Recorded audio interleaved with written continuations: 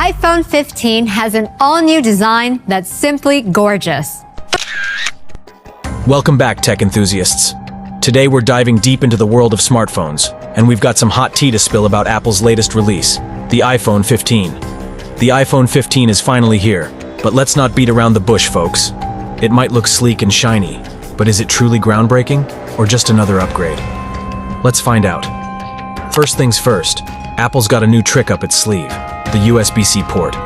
But before you get too excited, did you know it was the EU that gave Apple a little nudge towards this change? Now don't get me wrong. Today the Commission has sent a statement of objection to Apple.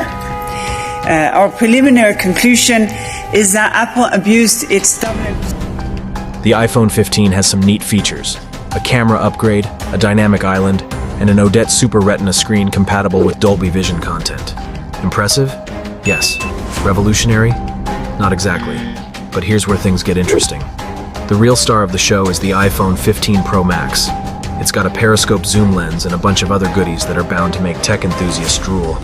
Now, we know Apple's got a reputation for being a tech trailblazer, and people are willing to spend big bucks just to keep up with the latest iPhone.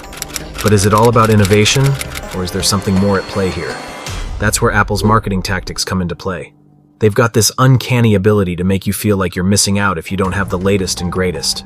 But hey, let's not forget that the EU had to step in to make Apple switch to the USB-C port. So while we're talking upgrades, let's be critical of our decisions to upgrade too.